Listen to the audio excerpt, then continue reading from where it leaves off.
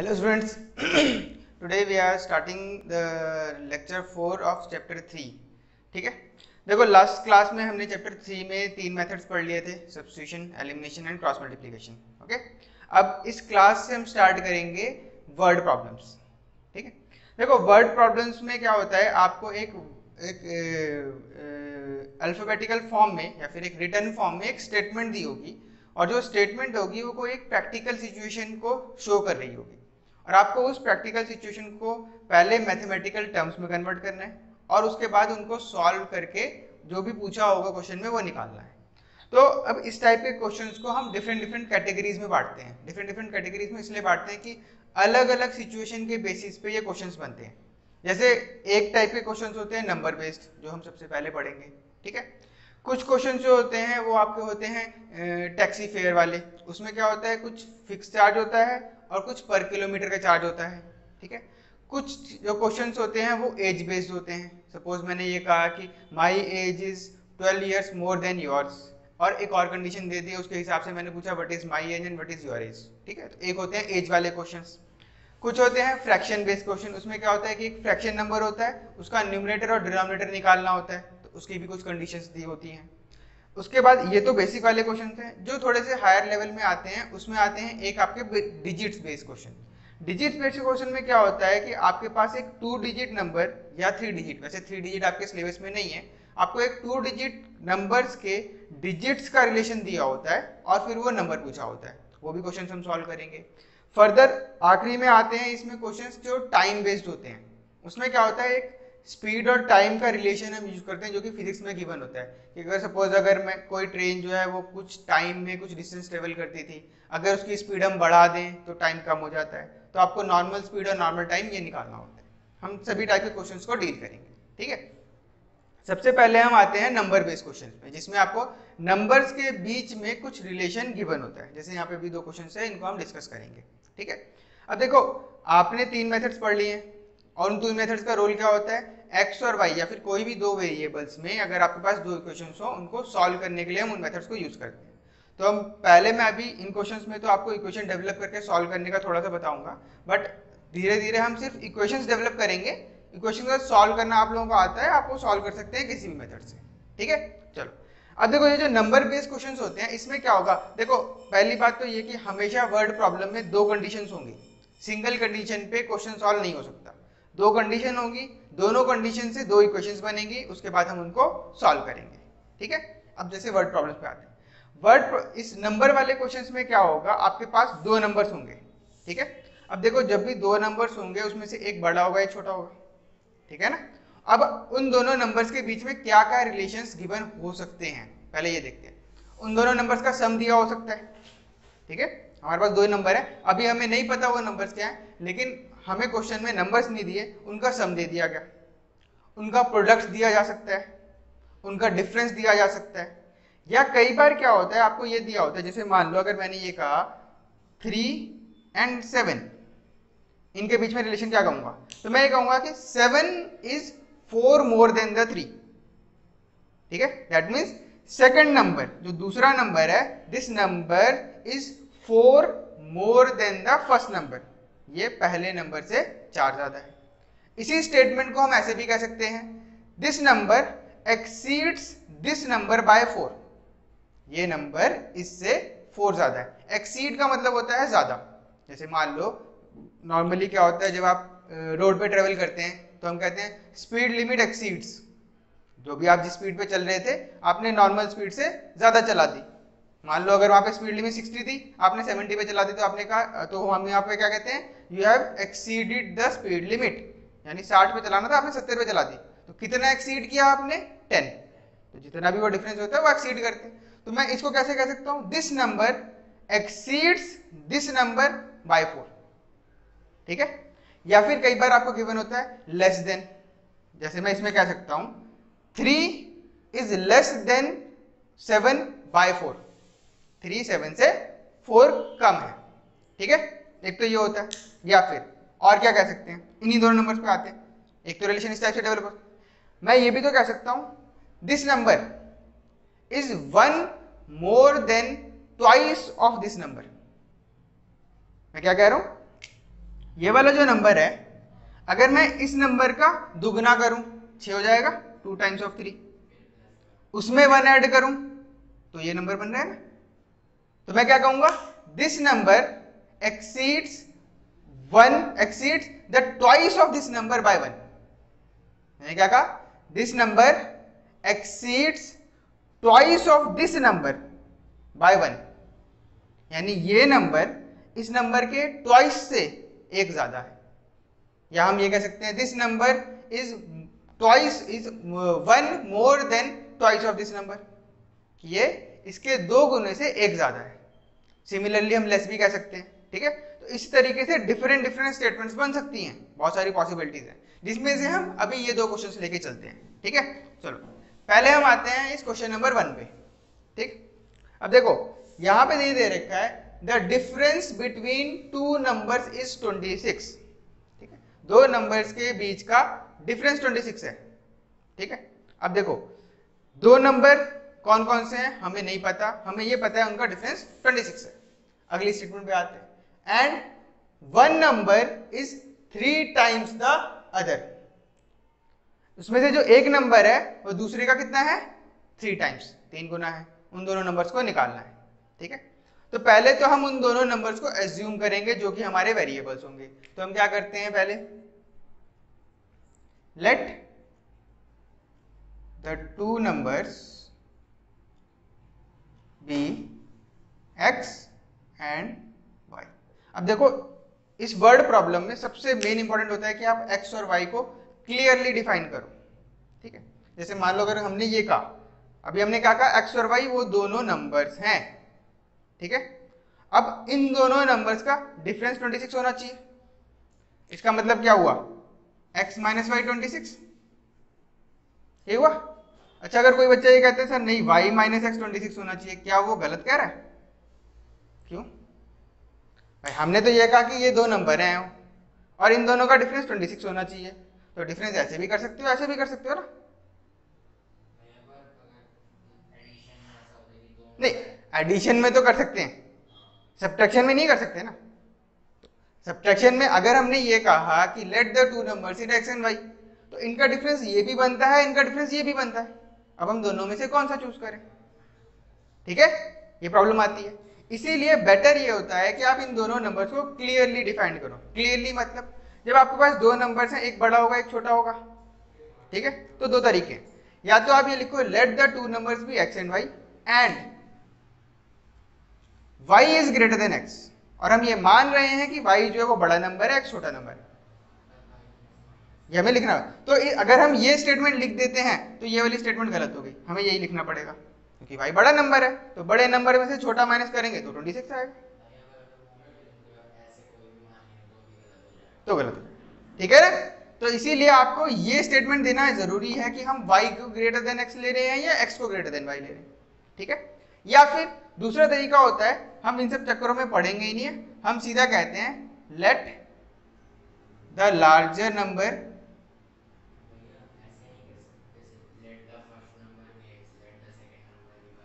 हाँ तो अब फर्स्ट और सेकंड अगर आपने x और y कह दिया तो उनमें से बड़ा कौन सा है, वो तो डिफाइन करना पड़ेगा ना भाई। तो वो तो या तो वो है, आप कर सकते हो कि let the first number be x, let the second number be y, तो आपको लेकिन ये लिखना पड़ेगा कि first number is greater than second number, ठीक है। तो हम उस चीज को बचने के लिए हम सीधा कह रहे हैं let the larger number be x, जो बड़ा नंबर है वो x है, एंड द स्मॉलर नंबर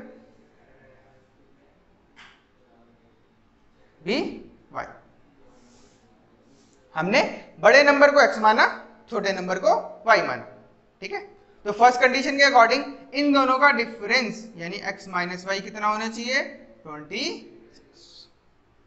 यही करना होता है, वर्ड प्रॉब्लम में यही होता है। आपको स्टेटमेंट गिवन है, पहले आप वो 2 वेरिएबल्स एज्यूम करेंगे, वो दोनों वेरिएबल सही से एज्यूम करने हैं, उसके बाद जो कंडीशन दी है उनको हम लिखना, इसको मैथमेटिकल फॉर्म में कन्वर्ट करते हैं। दोनों नंबर्स का डिफरेंस 26 था, तो मैंने x बड़ा नंबर है उसमें से छोटे नंबर को माइनस किया, आंसर आया 26, ठीक है। ये हमारी फर्स्ट इक्वेशन बन गई। अब सेकंड पे आते हैं। सेकंड इक्वेशन में कह रहा है 1 number is 3 times the other, जो एक नंबर है वो दूसरे का 3 गुना है, ठीक है। क्या छोटा नंबर बड़े का 3 गुना हो सकता है? नहीं हो सकता ना, हमेशा बड़ा नंबर ही छोटे का 3 गुना होगा। That means x is equals to 3 times of y, क्योंकि जो फर्स्ट वन नंबर जो बड़ा वाला नंबर है that is 3 times the other, तो दूसरे के 3 टाइम्स है। ठीक है, अब ये हो गई सेकंड क्वेश्चन। चलो, मेन इंपॉर्टेंट काम ये था। अब इसके बाद इनको सॉल्व करना है। ठीक है, सॉल्व करने के लिए आपके पास 3 मेथड है, सब्स्टिट्यूशन, एलिमिनेशन, क्रॉस मल्टीप्लिकेशन। अब इस कंडीशन में कौन सा मेथड सबसे अच्छा है? ठीक है, मैंने लास्ट टाइम बताया था अगर आपके पास दोनों में से किसी एक इक्वेशन में कांस्टेंट मिसिंग है तो सब्स्टिट्यूशन अच्छा मेथड होता है। ठीक है, अब देखो इस वाली इक्वेशन में कांस्टेंट टर्म नहीं है, सिर्फ x और y के बीच में रिलेशन है, कोई कांस्टेंट टर्म नहीं है, तो हम सब्स्टिट्यूशन मेथड लगाते हैं। अब सब्स्टिट्यूशन मेथड में क्या करते हैं, एक वेरिएबल की वैल्यू को दूसरे वेरिएबल में, दूसरी इक्वेशन में सब्स्टिट्यूट करते हैं। तो हमने सेकंड इक्वेशन से x की वैल्यू निकाल ली, ये x की वैल्यू है, इसको हम फर्स्ट में डाल देते हैं। तो हम क्या कर रहे हैं, सब्स्टिट्यूट वैल्यू ऑफ x, हम x की वैल्यू सब्स्टिट्यूट कर रहे हैं फ्रॉम इक्वेशन 2। हमने सेकंड इक्वेशन से x की वैल्यू ली इन इक्वेशन 1। देखो क्लियरली हमने क्या लिखा, सब्स्टिट्यूट, हम सब्स्टिट्यूट कर रहे हैं वैल्यू ऑफ x, किसकी वैल्यू सब्स्टिट्यूट कर रहे हैं, x की, और वो x की वैल्यू कहां से ले रहे हैं, फ्रॉम इक्वेशन 2, सेकंड इक्वेशन से, इन इक्वेशन 1, और किस में सब्स्टिट्यूट कर रहे हैं, इक्वेशन 1 में। तो यानी यहां से हमने x की वैल्यू निकाली 3y, ये किस में डालनी है, फर्स्ट इक्वेशन में। तो यहाँ फर्स्ट इक्वेशन है x minus y equal to 26, यहाँ पे हम x की वैल्यू क्या डालेंगे, 3y, तो ये हो जाएगा 3y minus y is equal to 26, x की वैल्यू 3y डाल दी, ये क्या हो जाएगा 2y इज इक्वल टू 26। ठीक है, तो y इज इक्वल टू 13, एक नंबर क्या आया 13, दूसरा भी तो निकालना है ना। अब ये y की वैल्यू निकालने के बाद क्या होता है, इसको हम उस इक्वेशन में डालते हैं जहां से हमने x की वैल्यू निकाली थी सेकंड में, इसमें भी डाल सकते हो, इसमें भी डाल सकते हो। ठीक है, अगर हम इस y की वैल्यू को यहां डाल दें तो x की वैल्यू फाइंड आउट हो जाएगी। तो x की वैल्यू क्या आएगी, 3 इंटू 13, कितना हो जाएगा 39, तो x की वैल्यू आ गई 39। तो हम देखो यहाँ पे लास्ट लाइन में एक स्टेटमेंट लिखी जाती है, ये बेटर एक्सप्रेशन होता है। हम लिखेंगे देयरफॉर द टू नंबर्स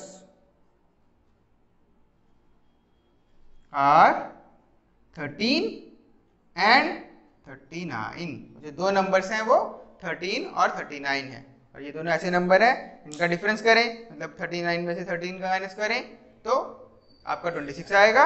और अगर फर्स्ट एक नंबर को देखें, मतलब जो 39 है दिस इज 3 टाइम्स द 13। ठीक है भाई, तो ये होते हैं नंबर्स बेस्ड क्वेश्चन, जिसमें क्या होता है आपके पास नंबर्स का कुछ रिलेशन होता है, एक्सीड्स वाला भी हो सकता है, लेस वाला भी हो सकता है, वो अभी हमने डिस्कस नहीं किया, वो आपको सॉल्व करना है। अगर कोई प्रॉब्लम आएगी तो हम उसको डिस्कस करेंगे। ठीक है, चलो अब इसमें क्या था, इसमें डिफरेंस दिया हुआ था, एक हम क्वेश्चन करते हैं सम वाला। ठीक है, ये एक आसान सा क्वेश्चन है। चलो इस सम वाले क्वेश्चन में क्या है, देखो the sum of two numbers is 27, दो नंबर्स का सम दे रखा है 27। ठीक,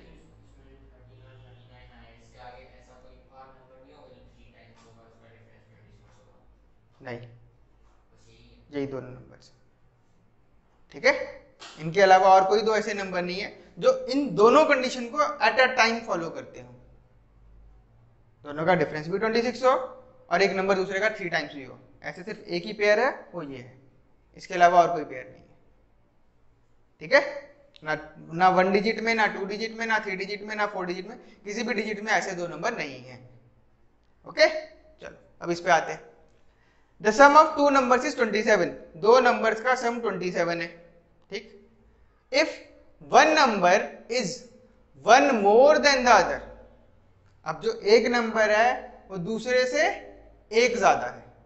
ठीक है, अब 3 टाइम्स नहीं दे रखा, वो एक ज्यादा, फाइंड देम, तो दोनों नंबर्स को निकालना है। अब देखो जब सम वाली कंडीशन होती है तो हम बड़ा नंबर हो चाहे छोटा नंबर हो, सम करके एक ही चीज आएगी, तो कोई प्रॉब्लम तो नहीं है। बट जो सेकंड कंडीशन है, यहाँ पे क्या कह रहे हैं, एक नंबर दूसरे से 1 ज्यादा है, तो एक नंबर तो बड़ा होगा ना। तो बेटर ये रहता है कि आपके पास सम वाले क्वेश्चन हो या डिफरेंस वाले कंडीशन क्वेश्चन हो, आप एक को बड़ा नंबर मानो, एक को छोटा नंबर मानो, ठीक है। ऐसे हम नॉर्मली अवॉइड करते हैं कि let one number be x other number be y. तो हम क्या करेंगे, let larger number be x and smaller number be y. जो बड़ा नंबर है उसको हमने x मान लिया, छोटे नंबर को y मान लिया। तो दोनों का सम कितना है 27, x plus y is 27, first equation हो गई। Next, one number is one more than the other, एक नंबर दूसरे से एक ज्यादा है, तो कौन सा नंबर, बड़ा नंबर ही होगा। तो बड़ा नंबर कौन सा है x, यानी x is equals to y plus one, क्योंकि एक नंबर यानी बड़ा नंबर, एक नंबर दूसरे से 1 ज्यादा है, यानी दूसरे नंबर में जब 1 ऐड करूंगा तो पहले नंबर आ जाएगा, ठीक है। इन दोनों को सॉल्व करना है, ठीक है। सॉल्व करने के लिए अब यहाँ पे क्या यूज करेंगे, देखो अब इस कंडीशन में क्या सब्स्टिट्यूशन लगाना बेटर है, नहीं, क्योंकि दोनों इक्वेशन में कांस्टेंट आ रहा है। अब हम क्रॉस मल्टीप्लिकेशन भी लगा सकते हैं, एलिमिनेशन भी लगा सकते हैं, ठीक है। अब देखो इस इक्वेशन में x कोएफिशिएंट 1, इसमें भी 1, तो अगर एलिमिनेशन लगाएंगे एलिमिनेट हो जाएंगे फटाफट। तो बेटर कौन सा मेथड हुआ, एलिमिनेशन, ठीक है। तो हम पहली इक्वेशन लिखते हैं x plus y is equal to 27। इस दूसरी इक्वेशन में क्या कर रहे हैं, इस y को हम इस साइड ला रहे हैं ताकि वेरिएबल्स एक तरफ रहें और कांस्टेंट एक तरफ रहे। तो ये हो जाएगा x minus y is equal to 1, ठीक है। फर्स्ट इक्वेशन का मैंने कोई चेंज नहीं किया, सेकंड इक्वेशन में y को मैं इस साइड ले आया, और जब वेरिएबल या कांस्टेंट कोई भी नंबर इस साइड से इस साइड मूव करता है तो साइन चेंज होता है। तो y इधर पॉजिटिव था, इधर आके नेगेटिव हो गया, ठीक है। अब कांस्टेंट तो सेम है, हम इन दोनों इक्वेशन को ऐड भी कर सकते हैं, सब्ट्रैक्ट भी कर सकते हैं। हाँ, क्योंकि अगर इनके कोएफिशिएंट सेम होंगे ना, तो जब हम इनको ऐड करेंगे तो एक वेरिएबल एलिमिनेट हो जाएगा, हट जाएगा, ठीक है। तो अगर मैं इन दोनों इक्वेशंस को ऐड करूं तो ये प्लस वाई ये माइनस वाई कट गया, 0 हो गया।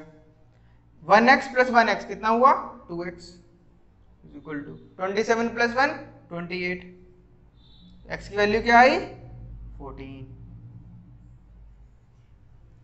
अब क्या करेंगे, इस x की वैल्यू को किसी एक इक्वेशन में डालेंगे। अब देखो किसी एक इक्वेशन में डाल सकते हैं, तो हमारे लिए आसान कौन सा है, देखो यहाँ साफ है x equal to y plus 1, यहाँ पे हम x की वैल्यू डाल देते हैं, y फटाफट आ जाएगा। तो यानी कि अगर मैं x की वैल्यू 14 डालूं तो 14 is equal to y plus 1, तो y की वैल्यू कितनी आई 14 माइनस 1, यानी y इज इक्वल टू 13, ठीक है। Therefore the two numbers are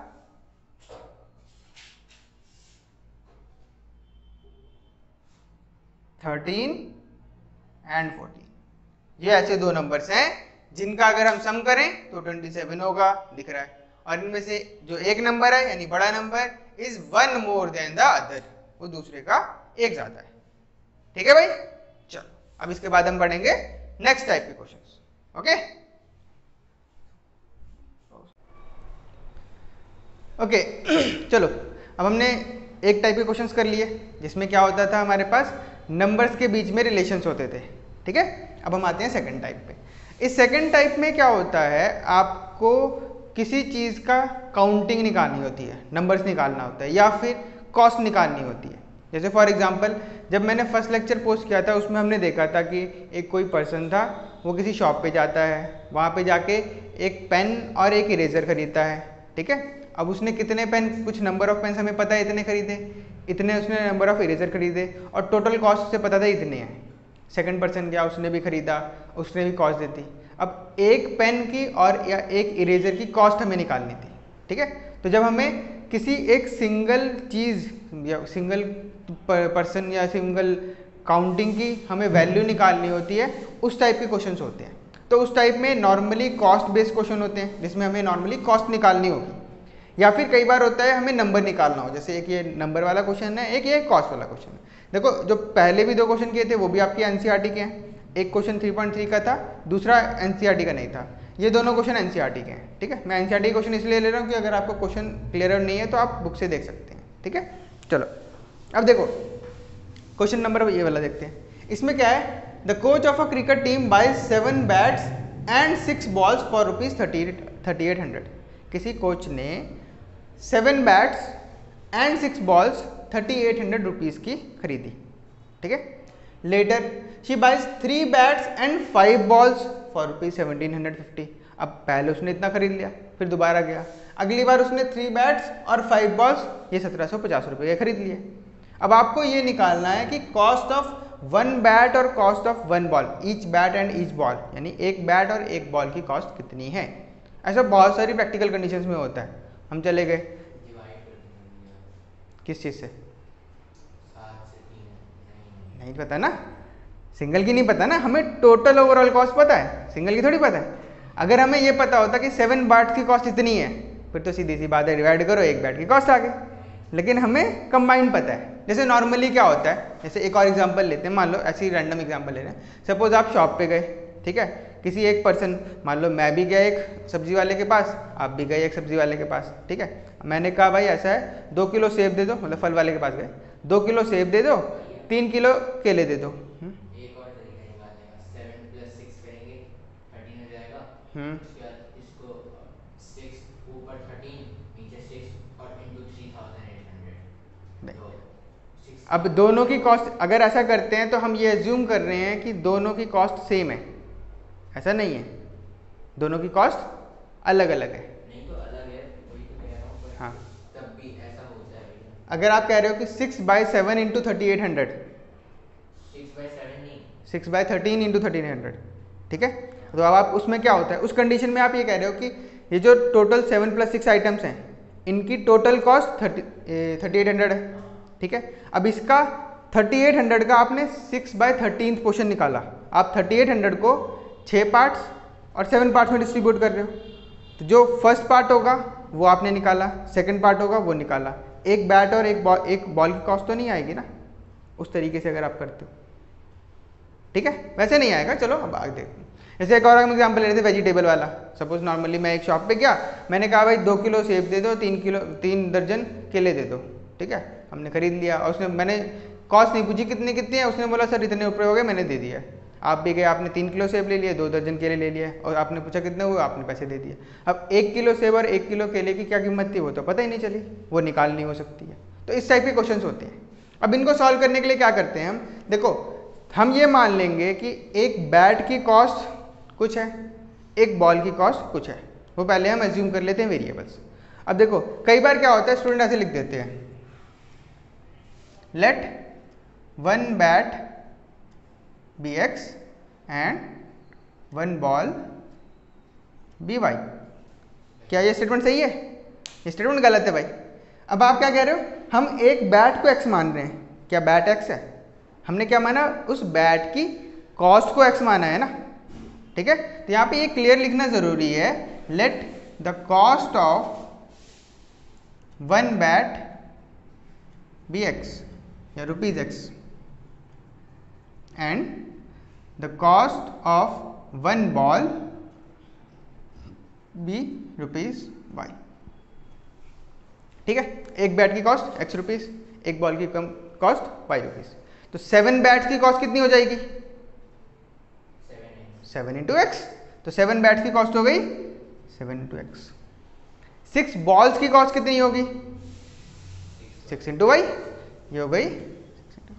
देखो ये चीज़ क्या है, 7 बैट्स की कॉस्ट, ये चीज़ क्या है 6 बॉल्स की कॉस्ट। अगर इन दोनों को ऐड कर दें तो ये क्या बना, the cost of 7 bats and 6 balls, this must be is equals to 38। ठीक है भाई, सिंपल सा लॉजिक है। एक बैट की कॉस्ट ₹x मानी, 7 बैट्स की 7x, 6 बैट्स की 6 बॉल्स की 6y, दोनों का टोटल कॉस्ट 3800, ठीक है। नेक्स्ट पे आते हैं, 3 बैट्स की कॉस्ट 3x, 5 बॉल्स की कॉस्ट 5y, टोटल कॉस्ट 1750। ये दो इक्वेशन है, दोनों को सॉल्व करना है। अब यहाँ पे कौन सा मेथड यूज करें, सब्स्टिट्यूशन लगाना बेटर नहीं है, क्योंकि कांस्टेंट दोनों में आ रहा है। एलिमिनेशन भी लगा सकते हैं, क्रॉस मल्टीप्लिकेशन भी लगा सकते हैं। एलिमिनेशन अगर लगाएंगे तो उसमें क्या होगा, पहले हमें दोनों के कोफिशिएंट्स को सेम करना होगा। कोफिशिएंट को सेम करने के लिए कोई भी मल्टीपल दिखाई नहीं दे रहा, क्योंकि x का कोफिशिएंट सेम करने के लिए इसको 3 से करेंगे, इसको 7 से करेंगे तो y निकलेगा। ठीक है, तो आप एलिमिनेशन लगा सकते हो, हम क्रॉस मल्टीप्लिकेशन लगाते हैं। ठीक है, क्रॉस मल्टीप्लिकेशन के लिए क्या करते हैं, b1 b2 पहले तो स्टैंडर्ड फॉर्म में कन्वर्ट करना है। ठीक है, स्टैंडर्ड फॉर्म में कन्वर्ट करने के लिए ये हो जाएगा -3800 इज इक्वल टू, लग सकता है, ऐसा नहीं कि लग नहीं सकता, लग सकता है भाई। सब्स्टिट्यूशन भी लग सकता है, एलिमिनेशन भी लग सकता है और क्रॉस मल्टीप्लिकेशन भी लग सकता है, और तीनों से आंसर भी सेम ही आएगा। ऐसा नहीं कि तीनों में से अलग अलग आएगा, वो आपकी अपनी मर्जी है। सब्स्टिट्यूशन लगाने में ज़्यादा मेहनत लगेगी, एलिमिनेशन लगाने में थोड़ी सी कम लगेगी लेकिन लगेगी, क्रॉस मल्टीप्लिकेशन में थोड़े और कम लगेगी, तो हम क्रॉस मल्टीप्लिकेशन लगा रहे हैं। ठीक है, तो पहले स्टैंडर्ड फॉर्म में कन्वर्ट करते हैं। स्टैंडर्ड फॉर्म हो गई b1, हाँ सिर्फ क्रॉस मल्टीप्लिकेशन मेथड में स्टैंडर्ड फॉर्म में कन्वर्ट करना जरूरी है। ठीक है, और जो पहले कंपैरिजन हमने सेकंड क्लास में पढ़ा था कि जब हमें कंपेयर करने होते हैं कोफिशिएंट्स, वहाँ पे स्टैंडर्ड फॉर्म में कन्वर्ट करना जरूरी है। ठीक है, चलो अब यहाँ पे b1 b2 क्या हो जाएगा, 6 and 5। ठीक है, c1 c2 -3800 and -1750, a1 a2 7 3, b1 b2 6 5। ये x के लिए होता है, ये y के लिए होता है, ये 1 के लिए होता है। ठीक है भाई, क्रॉस मल्टीप्लाई करेंगे तो x डिवाइडेड बाय 6 इंटू 1750 कितना होगा,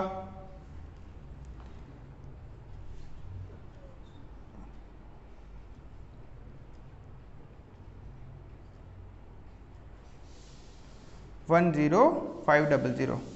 कैलकुलेशन चेक कर लेना, नेगेटिव साइन है तो minus of this 3850, 0 0, 8 5 40, 0, 5 3 15 + 4 9, minus of 19,000। ठीक है भाई, माइनस साइन फॉर्मूले का इन दोनों को माइनस मल्टीप्लाई करेंगे तो माइनस आया। ठीक है, is equals to y divided by 3800 into 3, 0 0, 8 3 24, 3 3 9 and 11। Negative sign, minus sign फॉर्मूले का 0 7 5 35,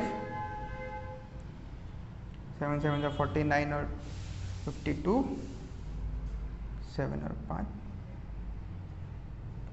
माइनस का, माइनस साइन फॉर्मूले का माइनस साइन सिंबल का, is equals to 1 divided by 7 5 35 minus 6 3 18।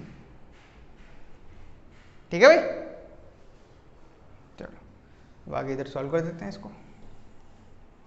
तो ये हो जाएगा x divided by -10500 plus 19,000 is equals to y divided by -11400 plus 12,250 is equals to 1 divided by 35 minus 18 कितना होगा,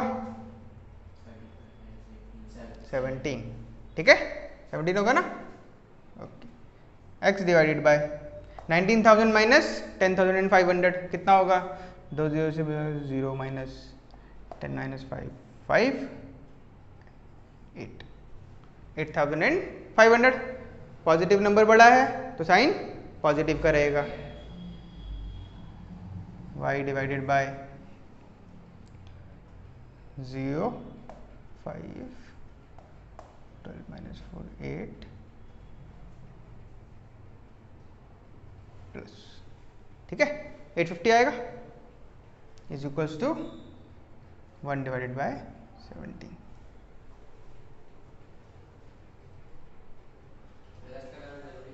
नहीं ऐसा जरूरी नहीं है। ठीक है, अब इसको इससे कंपेयर करेंगे, x divided by 8500 is equals to 1 divided by 17। हाँ, इक्वल करेंगे तभी तो x की वैल्यू आएगी। तो x is equals to 8500 divided by 17, ये कितना हो जाएगा? 17 5 85 होता है ना? हाँ, और y डिवाइडेड बाई 850,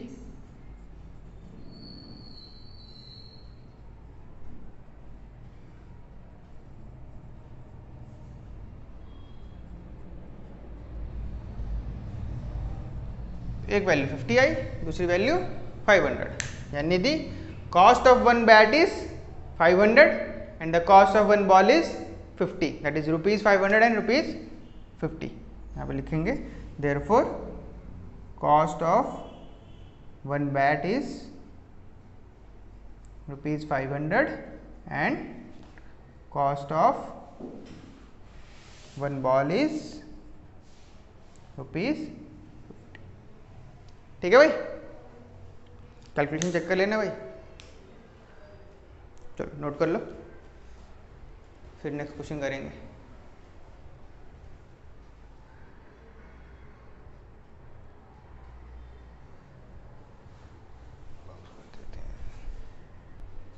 चलो अब आते हैं हम नेक्स्ट क्वेश्चन पे, ये वाला क्वेश्चन। ठीक है, अब देखो इस क्वेश्चन में क्या है। Meena went to a bank to withdraw ₹2000। कोई पर्सन है मीना, वो बैंक गया या बैंक गई, ठीक है, 2000 रुपये निकालने के लिए, यानी उसे 2000 रुपये चाहिए थे। She ask the cashier to give her ₹50 and ₹100 notes, यानी उसने ये कहा कि आप मुझे सिर्फ 50 और 100 के नोट दें, 500 और 2000 का नोट एक तो बिल्कुल ना दें, ठीक है, क्योंकि खुलता नहीं है जल्दी। उसके बाद Meena got 25 notes in all, और उसे टोटल जो नोट्स मिले वो 25 नोट्स मिले, 25 नोट्स मिले। अब इन 25 नोट्स में 50 रुपये वाले नोट्स भी थे, 100 रुपये वाले नोट्स भी थे। आपसे यही पूछा गया find how many notes of ₹50 and ₹100 series. उसे 50 के कितने नोट्स मिले और 100 के कितने नोट्स मिले। ठीक है, अब इसमें भी हमें नंबर निकालना है। ठीक, अब इसको हम इस क्वेश्चन से इसलिए कंपेयर करते हैं क्योंकि देखो अगर एक 50 रुपये का नोट है तो टोटल अमाउंट 50 रुपये, 2 है तो टोटल कॉस्ट कितनी हुई 100, 3 है तो कितने हुए 150। तो ये जो काउंट नंबर नोट्स होते हैं ये भी बेसिकली काउंटिंग के हिसाब से उतना ही रेशियो में बढ़ते हैं, इसीलिए हम इनको इस टाइप की कैटेगरी में कैटेगराइज करते हैं।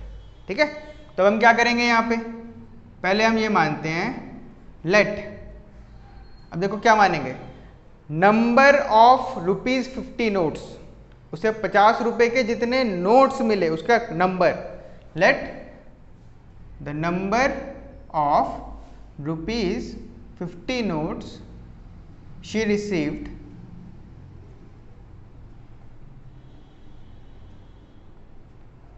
B x.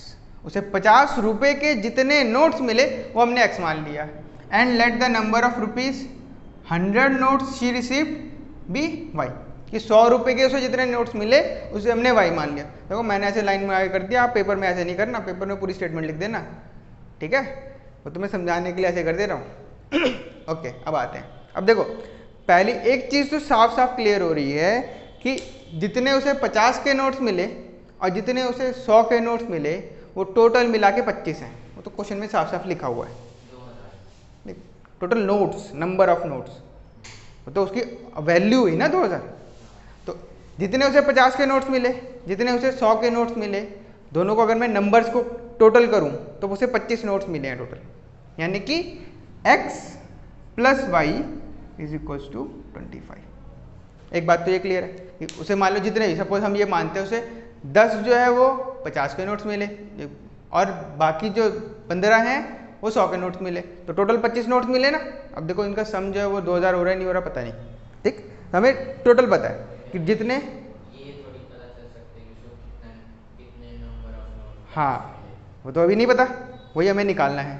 अब वो निकालते हैं। देखो अगर उसे एक नोट 50 का मिला तो उसकी वैल्यू कितनी हुई 50, 2 नोट्स मिले तो 100, 3 मिले तो 150। ठीक, तो अगर उसे x नोट्स 50 रुपए के मिले तो उसकी टोटल वैल्यू कितनी हुई 50x।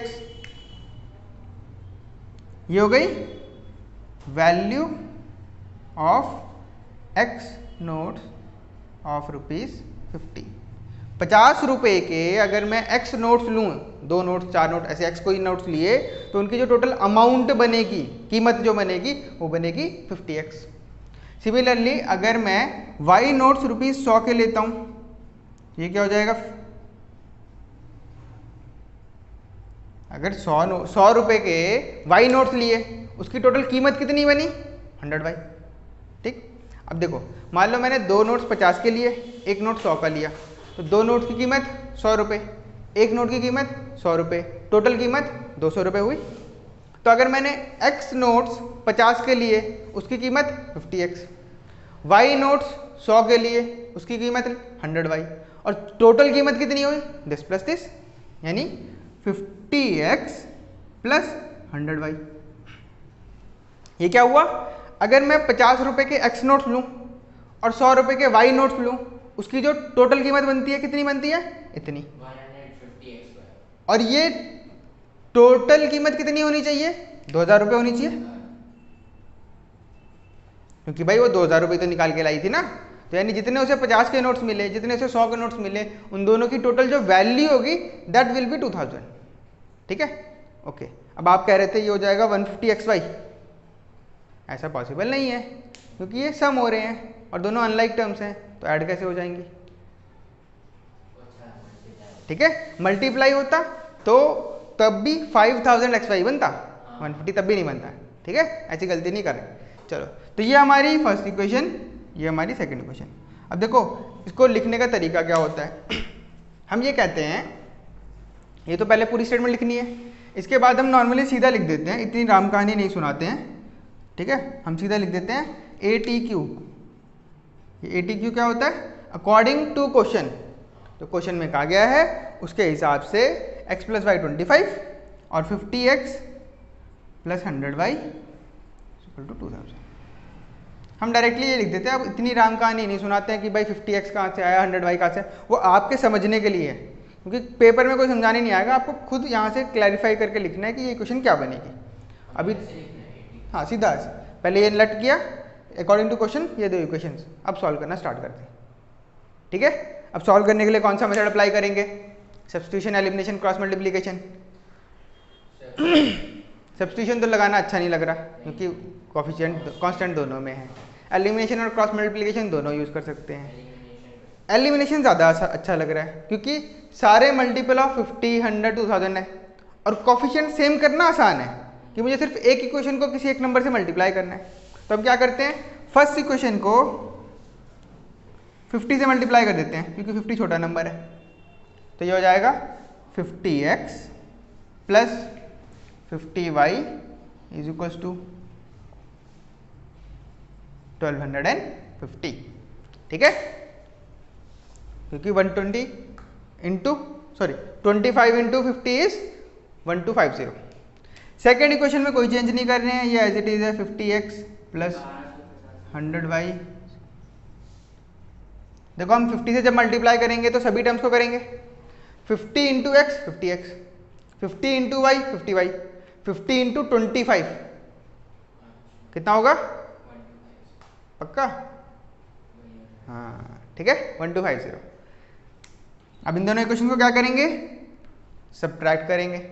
क्यों, क्योंकि x का कोफिशिएंट सेम है, साइन अभी तक सेम, साइन अभी तक अपोजिट नहीं हुए, अपोजिट करने के लिए सब्ट्रैक्शन करेंगे।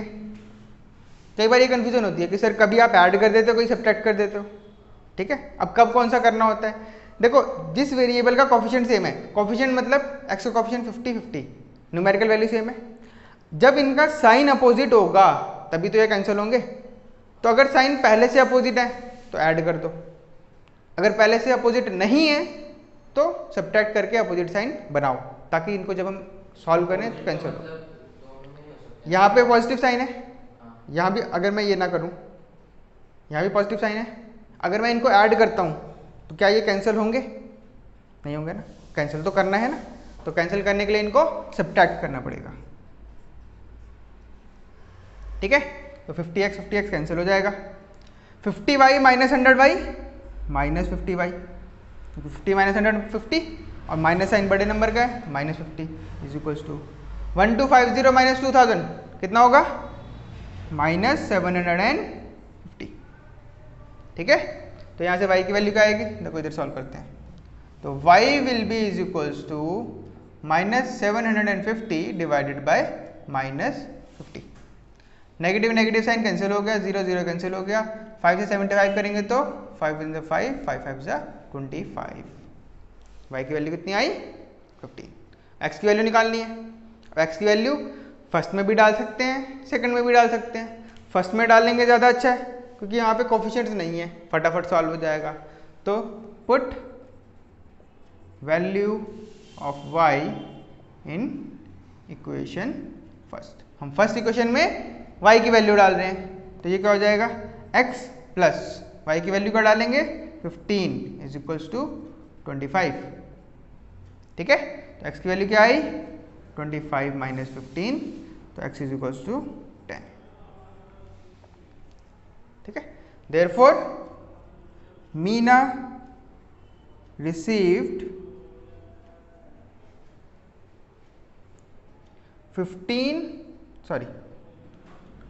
10 नोट्स ऑफ ₹50, क्योंकि देखो ₹50 वाले x थे, x की value 10 I, and 15 notes of ₹100। ठीक है, और ये देखो क्लियर भी है, 100 रुपए के 15 नोट्स की कीमत कितनी हुई 1500, 50 रुपए के 10 नोट्स की कीमत कितनी हुई 500, दोनों का टोटल 2000 रुपये निकालने गई थी, इतने इतने नोट्स मिले।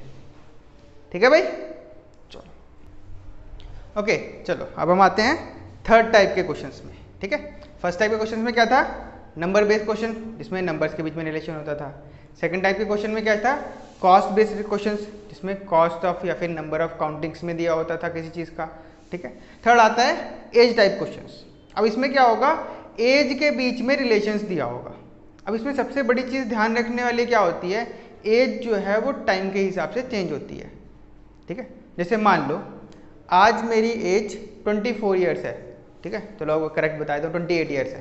ठीक, 5 साल बाद मेरी एज क्या हो जाएगी 5 साल बाद 33। 5 साल पहले कितनी थी 23। ठीक है, तो विद रिस्पेक्ट टू टाइम मेरी एज चेंज होती रहेगी। ठीक है, suppose at some moment of life my age is x years. किसी लाइफ के एक पॉइंट पर मेरी एज x ईयर्स थी, जो मैं अभी बताना नहीं चाहता। किसी एक साल में my age was x years. ठीक है, ओके, उस साल से 5 साल पहले मेरी एज क्या होगी x - 5। उस साल के 5 साल बाद मेरी एज क्या होगी x + 5। ये चीज़ सबसे ज़्यादा ध्यान रखने वाली चीज़ है इन एज बेस्ड क्वेश्चन। ठीक है, अब देखो क्वेश्चन क्या है, 5 ईयर्स हेंस। 5 ईयर हेंस मतलब 5 साल बाद, हेंस मतलब बाद में। 5 years hence the age of Jacob will be, देखो 5 साल बाद है इसलिए विल यूज हुआ है। 5 years ago, 5 years hence, the age of Jacob will be 3 times that of his son। एक पर्सन जैकब है और उसका बेटा सन है, उसका है। ठीक है, हाँ, अब अभी वो पता नहीं, हमें सिर्फ ये पता है कि 5 साल बाद जैकब की जो भी एज होगी, जैकब विल बी, उसकी एज उसके बेटे से 3 गुना होगी। प्रैक्टिकल सी बात है भाई, बाप की एज बेटे से 3 गुना होगी, लेकिन वो आज नहीं है, वो 5 साल बाद हो जाएगी। ठीक है, नेक्स्ट कंडीशन, 5 years ago, 5 साल पहले, Jacob's age was 7 times that of his son. 5 साल पहले उसकी जो एज थी वो अपने उसके बेटे से 7 साल ज़्यादा थी, 7 times है ना। What are the present ages, आपको बताना है कि प्रेजेंट एज कितनी कितनी है। ठीक है, अब देखो पहली चीज़ हम यहाँ पे ये मानते हैं कि प्रेजेंट एज जैकब की क्या है और उसके बेटे की क्या है। ठीक, तो हमने क्या किया, सबसे पहले ये माना let the present age of Jacob be x years and the present age of his son be y years। हमने क्या किया, हमने ये माना कि जैकब की प्रेजेंट एज आज की डेट में उसकी जो एज है वो x ईयर्स है और उसके बेटे की जो आज की डेट में एज है वो y ईयर्स है। ठीक है, अब फर्स्ट कंडीशन पे आते हैं, 5 years hence, 5 साल बाद, 5 साल बाद जेकब की एज हो क्या जाएगी, हम क्या कर रहे हैं पहले 5 years hence, हम पहले 5 साल आगे बढ़ते हैं। 5 साल बाद जेकब की एज क्या हो जाएगी भाई, अभी x ईयर्स है, 5 साल बाद कितनी होगी x + 5, ठीक है। उसके बेटे की एज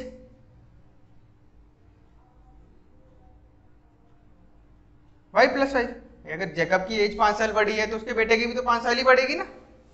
अकॉर्डिंग टू क्वेश्चन 5 साल बाद जो भी जेकब की एज है वो उसके बेटे के 5 टाइम्स होगी, सॉरी 3 टाइम्स होगी, ठीक है। यानी कि this x + 5 must be equal to 3 times of y + 5, क्योंकि 5 साल बाद जेकब की एज इतनी हो जाएगी, 5 साल बाद उसके बेटे की एज ही हो जाएगी, तो 5 साल बाद जितनी भी दोनों की एज होगी, तो जेकब की जितनी भी एज होगी वो उसके बेटे के 3 टाइम्स होगी, ठीक है।